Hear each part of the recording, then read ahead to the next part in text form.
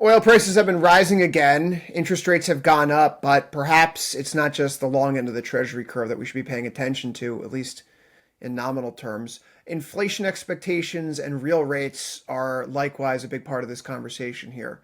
What is a real rate? That's a question that a lot of people ask because it's not something that you necessarily trade on your screen. Think of it this way. You have a savings account that earns 5%. Inflation's 2%. So you're actually really earning 3% there.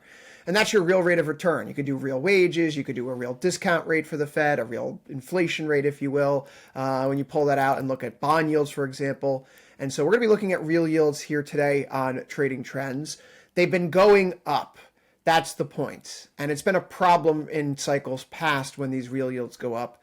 Ilya, there is a simple corporate finance reason for this. We can think about our discounted cash flow model, of course.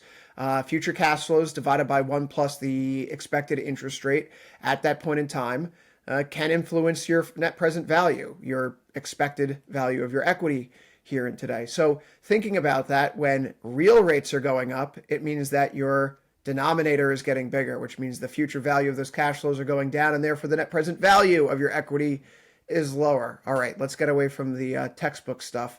Ilya, what are real rates telling us right now about the stock market and the AI boom? There's a lot of talk, obviously, about the interplay, really since the beginning of the year, between two narratives. The one is the war in Iran, the knock-on to oil, and what that might do to inflation and the way the markets are responding. And then there's the AI build-out, the rabid binge on chipmaker stocks, the oodles of money that the hyperscalers want to dump on the economy to build all of this compute capacity.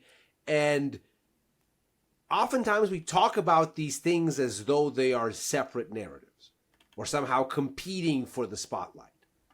But increasingly, it seems like actually it's just one story and intimately linked.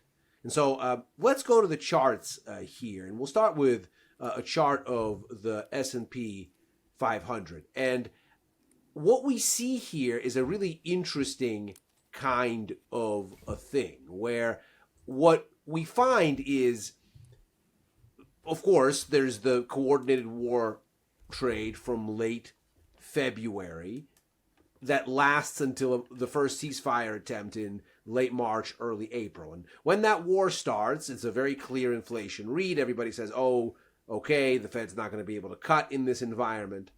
We're going to have higher interest rates because all this is going to be an inflation risk. Bonds go down, stocks go down, gold goes down because it yields nothing.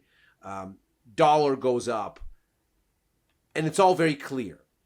You get the first ceasefire attempt, everything rebounds together, and you get that war trade in almost perfect inverse. Everything's moving in concert. You've got the situation in stocks unclenching, in bonds, in gold. The dollar pulls in. And then something happens mid to late April. And it looks like things diverge, where the bonds start going down again, gold starts going down again, the dollar starts going up again, but stocks just keep surging. And that's the moment where the hyperscalers, during the reporting season before this one, come out and say, hey, everybody, we're going to drop $750 billion on everybody to build these data centers. And stocks go, hey, that's good news. That's a lot of money. Well, I think that's a very important clarification.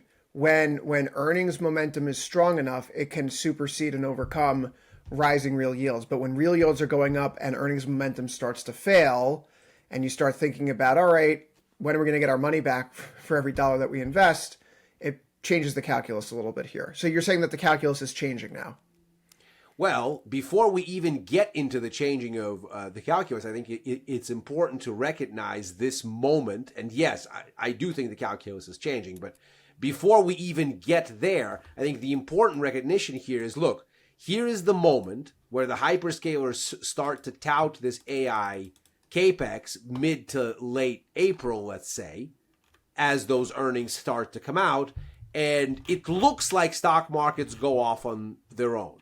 But what we see at the exact same time is a situation where real interest rates start surging. Now, what we're looking at here now is the iShares TIPS bond ETF. So these are inflation protected bonds. That is to say, bonds where inflation has been subtracted from the yield. So this is real yield. When bonds like this go down, as goes with bonds, the underlying yield goes up. So what we see on this chart here is the moment the hyperscalers start to tout this capex, there is a top in a multi-year, 3 years, as a matter of fact, a little bit more, up move in these rates, or in these bonds rather. The rates bottom and start to surge. And so it starts to look like maybe what's going on here actually is just the AI capex numbers working their way through the economy. As if to say the markets looked at 750 billion and said, well, if you're going to dump all this extra money on a red hot business investment sector that grew in excess of 10% annualized in the first quarter, that's a whole lot of churn and a whole lot of money that's going to change hands real fast. And we're going to need to be compensated for that kind of inflation. You're going to need to pay us higher interest rates in real terms, because what this is going to do is make the economy real hot. And so real rates, forget inflation expectations themselves, the market just does the tightening for the market. And that's exactly what's happening here, right? I mean, the market is telling you very plainly, yes, inflation expectations, they are a component of it, but the market's telling you that higher interest rates are required. And that compensation is necessary here moving forward. I think when we look at something like the TIP chart, TIP, the TIPS bond ETF, right? iShares TIPS bond ETF, you'll see that it's falling back to its lowest levels that we've seen since April of 2025. What happened back then? That's when those gigantic, ridiculous tariffs were initially put on, which would have been highly inflationary if they stuck around. Trump ultimately tacoed and took them off a week later on April 9th, Ilya. But when he put them on April 2nd, TIP cracked because the market's going to saying, oh, well, if you're going to be putting all these higher costs for consumers on the board, we're going to need higher interest rates to make this work moving forward, because the tariffs themselves are, at least in the short term, inflationary. Ilya, I'm thinking about two things here. Yeah, so rising real yields, they can be problematic for the stock market for simple valuation reasons. If earnings momentum isn't strong enough and real rates are going up, then future expectations around your cash flows are going to diminish, and the net present value of your equity is going to decline. Fair enough, simple, straightforward. But what happens to gold and the dollar? Because I've always been of the mindset that rising real yields are bad for gold, and they should be very good for the US dollar. And I look at what's been happening to the dollar here recently. Dollar seems to be reflecting a reality of real yields mattering a little bit more and more as this year 2026 goes on. Certainly, and it would make sense in this environment that you would get a dollar stronger than as a consequence of what's going on in the bonds. And gold was playing along. Frankly, things are starting to look a little bit different, both for gold and the US dollar. While both of them are near the kind of hawkish end of their recent ranges, neither one is really breaking out. The dollar is still below its wartime high and kind of oscillating near the top of that range, but isn't clearing it. Gold is even more striking. It's been sitting stuck in a narrow range for basically a month. And that's as real rates are surging. And by the way, we can see on this chart of gold futures here, it's not like this didn't work earlier in this story. When you get the hyperscalers start to tout this capex and real rates surge, gold cracks lower and hard. Nominal bonds crack lower and hard. Now, everybody thought, oh, well, these markets are just still trading the Iran war. Yeah, maybe not. Maybe this is all just one thing. They're also trading an increased supply of debt in the market. Certainly. And actually, we had Peter Bookvar on the show today, and we were discussing this, and he said, well, look, these hyperscalers are having to issue tons of debt to pay for all this stuff.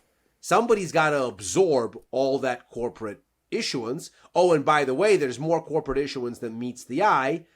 As a Nikkei report showed this weekend, as Peter was likewise talking about, on balance sheet, we're looking at about 1.3 trillion in debt across the big hyperscalers. Buried in the footnotes off balance is another 1.6 trillion. So that's a whole lot of debt for the market to absorb. And that's at a time when, of course, the fiscal situation looks expansionary in the extreme, whether it's Europe or the U.S. or really any of the major economies, Japan certainly as well. Among other things, we have to rebuild oil inventories, strategic reserves, and backstop consumers amid an oil shock. It's very fiscally expansionary here. That's still more bond supply. That's still higher pressure on real rates. The striking thing is, gold won't rally on it, though it yields nothing in real terms. And that might be a tell here. That does feel like gold could be pacing a little bit then, like a beach ball held underwater. Chinese economy's bad. Fed's talking about hikes. Oil's near 100 in Brent terms, and gold isn't setting new lows. It's definitely something to consider. Listen, rising real rates, they usually warrant caution turns, long duration assets, companies with a lot of leverage, companies with thin balance sheets. They're not always negative, I should say. Not can't be negative, but they're not always negative. Sometimes you get rising real rates when you have very strong economic growth. Mm-hmm. The market's saying, we're going to need more compensation given the rates of growth. And that makes sense. The context in which it occurs is ultimately what matters. So when we take a look around the room right now, Ilya, where is growth? Is it accelerating or is it decelerating? Are we in fiscal strain right now? What's our debt burden like? So are rising real rates signaling something good or bad about the economy? And I think that your opinion is that it's signaling something bad. We're going to have to check in on this, though, in a few weeks' time. We'll keep an eye on TIP. We'll keep an eye on those credit spreads. If we see the dollar going up, gold getting slammed, right, stocks going down, and real yields continuing to plunge, this goes from higher yields are problematic to something is actually breaking. But, Ilya, it's always good to chat with you about these things. This has been another episode of Trading Trends. You're watching Tasty Live. Like and subscribe for more videos.